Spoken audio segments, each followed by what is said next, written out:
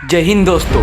26 जनवरी 1950 इसी तारीख को भारत का संविधान लागू हुआ था। ये बात जानता तो हर कोई है, लेकिन क्या आपने कभी ये सोचा, भारत जैसे बड़े देश जहां आपको कदम कदम पर अलग अलग धर्म, अलग अलग जाति के लोग मिलेंगे, जिस देश में हर किसी की भाषा भी एक नहीं, क्या उस देश का संविधान लिखना आसान रहा होगा? तो चलिए वीडियो को शुरू करते हैं और जानते हैं कि भारतीय संविधान का निर्माण किस तरह से हुआ। सेकेंड वर्ल्ड वॉर समाप्त होता है 1945 में और इसी साल ब्रिटेन के नए पीएम बनते हैं क्लेमेंट एटली। इन्होंने 1946 में संविधान सभा के गठन के लिए कैबिनेट से 3 सदस्यों का ग्रुप बनाकर कैबिनेट मिशन भारत भेजा। कैबिनेट मिशन भारत 24 मार्च 1946 को पहुंचती है और लगभग 1 से 1.5 महीने की रिसर्च के बाद 16 मई 1946 को अपने प्रस्ताव को प्रस्तुत कर देती है और संविधान सभा का निर्माण हो जाता है जुलाई 1946 में, जिसमें प्रारंभ में तो कुल सदस्यों की संख्या 389 रहती है, जिसमें 292 ब्रिटिश प्रोविंस के सदस्य थे तथा 93 प्रिंसली स्टेट के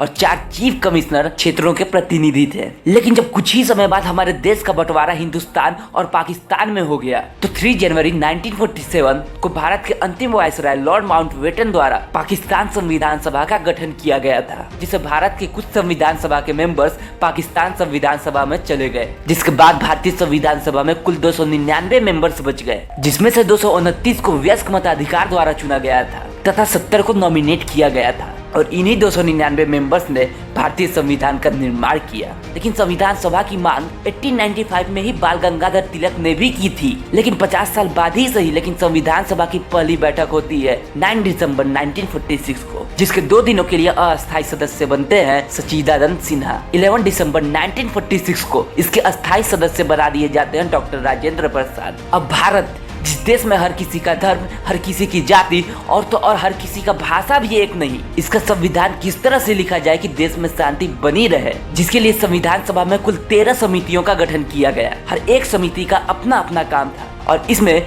सबसे प्रमुख कमेटी थी ड्राफ्ट कमेटी, जिसके अध्यक्ष थे डॉक्टर भीमराव अंबेडकर, जिन्होंने भारतीय संविधान के निर्माण में सबसे अहम भूमिका निभाई। इसलिए इन्हें भारतीय संविधान का पिता भी कहा जाता है।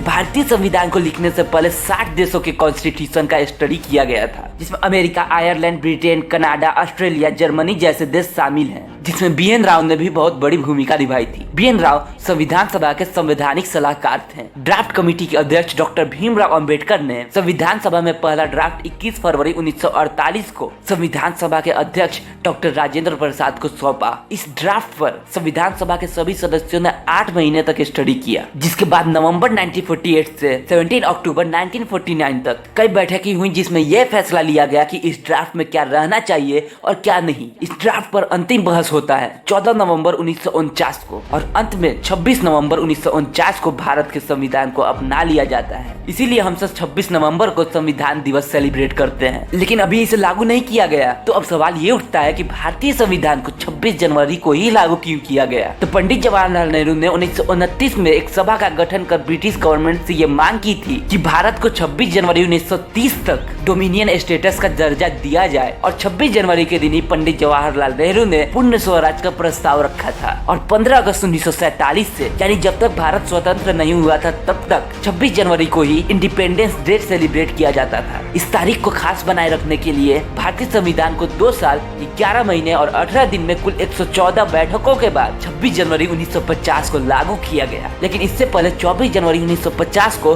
भारतीय संविधान सभा की अंतिम बैठक हुई थी, जिसमें भारतीय संविधान सभा के 284 सदस्यों ने इसे लागू करने के लिए इस पर हस्ताक्षर किया था और जन गण मन को राष्ट्रीय गान तथा वंदे मातरम को राष्ट्रीय गीत स्वीकार कर लिया गया था। भारतीय संविधान को लिखने का श्रेय बाबा साहेब भीमराव अंबेडकर को जाता है। इन्होंने भारतीय संविधान को इतनी खूबसूरती से लिखा कि किसी शायर ने कहा कि कभी वक्त मिले तो मुझे इत्मीनान से पढ़ना, मैं तुम्हारे हर सवालों का जवाब हूँ, मैं भारत का संविधान हूँ। भारत का संविधान दुनिया का सबसे बड़ा लिखित संविधान है, जिसमें प्रारंभ में कुल 22 भाग, 395 अनुच्छेद तथा 8 अनुसूचियाँ थी। लेकिन अब तक संविधान में कुल 104 संशोधन किए जा चुके हैं। 26 जनवरी 2023 को हम सब 74वां गणतंत्र दिवस सेलिब्रेट करने वाले हैं, इसलिए आप सबको हैप्पी रिपब्लिक डे। मिलते हैं अगली वीडियो में, तब तक के लिए शेयर, सब्सक्राइब एंड लाइक। जय हिंद, जय भारत।